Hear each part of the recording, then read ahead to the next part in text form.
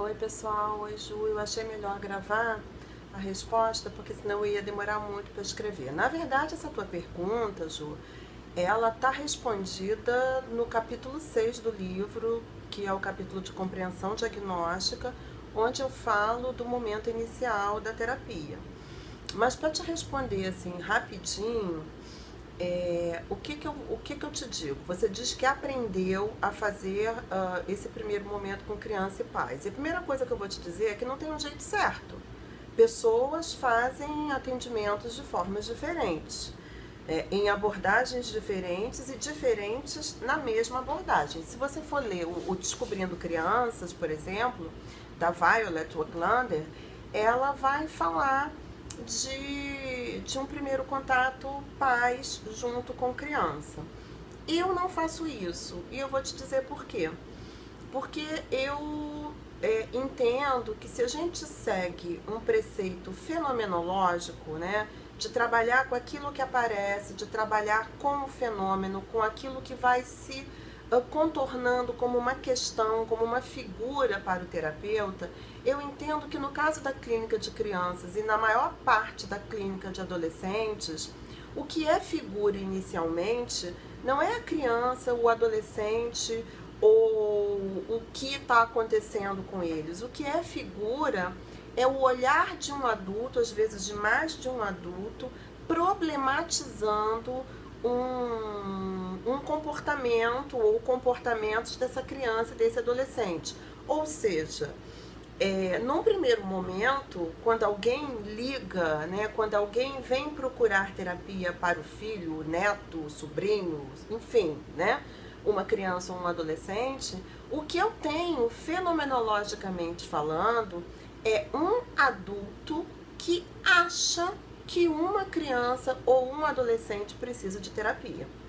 Então eu tenho um adulto que de alguma forma fez um pré-diagnóstico, problematizou a existência relacional daquela criança e traz aquela criança para terapia.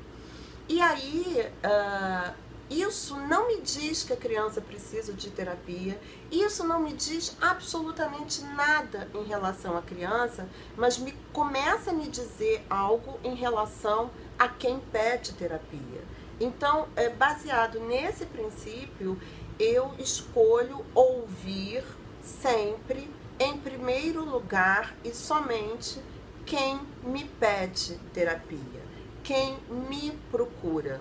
E nesses anos todos de prática, Ju, o que eu pude perceber é que muitas vezes, né, esse adulto que pede a terapia está precisando muito mais de auxílio, de terapia, de trabalho, de contorno, do que a própria criança.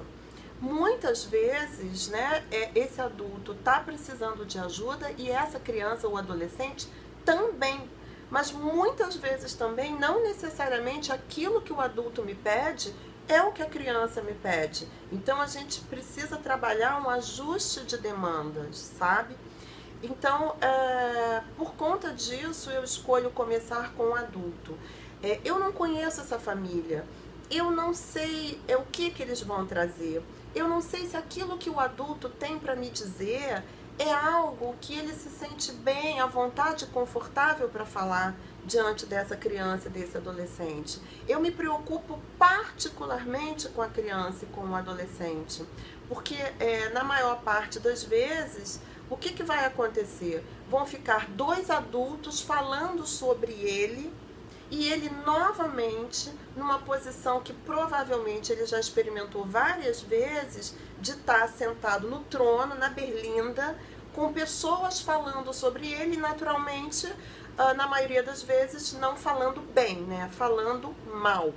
Então ainda tem esse aspecto do constrangimento, esse aspecto da verticalidade em relação à criança ou adolescente, que eu acho muito complicado.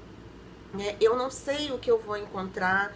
Eu até faço sessões conjuntas, criança e pais, criança e adulto, em outro momento do processo terapêutico, mas num momento em que eu em que eu percebo que isso é possível, no momento em que isso é construído no processo da criança, em que a criança topa, em que esses pais topam, que não é uma exigência inicial do terapeuta para começar a terapia. Então, é um outro contexto, é um outro contorno, é uma outra possibilidade de trabalho, né? A Violet, ela questiona muito de fazer esse primeiro contato juntos para que a criança possa estabelecer um vínculo de confiança conosco, porque de repente ela saber que esse pai, essa mãe já conversou com a gente, pode fazer com que ela não confie. Olha, eu vou dizer que na minha prática isso não acontece, até porque eu sou muito transparente com a criança, né? Então, quando essa criança, esse adolescente chega até a mim, e eu já estive com esse pai, com essa mãe, com essa avó, com esse responsável, 1, 2 ou 3 vezes, sei lá, eu conto pra ele o que aconteceu. Ninguém entra numa sala comigo e a gente assovia, olha pro alto, finge que não tá acontecendo nada e que não existe uma história prévia para ele estar ali. Eu falo para ele que eu estive com essa mãe, com esse pai, com essa avó. Eu falo para ele o que eles vieram me pedir. E eu falo da minha disponibilidade, da minha escuta, da minha presença interessada, do quanto que eu ouvi todos esses adultos, mas eu preciso ouvi-lo, mas eu estou ali para conhecê-lo ele por ele mesmo, com aquilo que ele puder me dizer, com aquilo que ele puder me mostrar com o corpo e com as suas formas de brincar. Então eu acho que exatamente porque eu priorizo essa questão da transparência e eu deixo muito claro para a criança e para o adolescente aquilo que aconteceu antes, eu particularmente não experimento nenhuma questão com essa coisa da confiança, né? O que eu acho que é importante é a gente começar em bases muito claras do que a gente está fazendo ali. E aí, se a criança ou o adolescente vão querer falar sobre isso, falar sobre a queixa, ou sobre os sintomas, ou qualquer outra coisa a respeito dele, aí é uma escolha deles, né? Eu não vou perseguir sintomas, eu não vou ficar escarafunchando a queixa dos adultos junto à criança. A minha tarefa é ser transparente. O que vai acontecer a partir daí e a forma como a criança ou o adolescente vão se mostrar, para mim, é a partir do que ele puder, do que ele se sentir à vontade, do caminho que for melhor para ele. Porque eu entendo que qualquer que seja o caminho que ele escolha, qualquer que seja a parte através da qual ele comece a se mostrar para mim, eu tenho acesso a esse todo. Então, não me é importante que ele fale sobre o sintoma, que ele discorra sobre a queixa, mas é importante que ele saiba que eu sei. É importante que ele saiba que eu tenho uma informação prévia sobre ele, mas que eu não vou ficar com essa informação prévia e ponto final, que eu estou ali disponível para encontrá-lo e para conhecê-lo nos próprios termos. Então é por isso que eu nunca começo um processo terapêutico de criança ou de adolescentes com os adultos e as crianças juntos e penso numa forma de estar com eles assim somente depois, tá bom?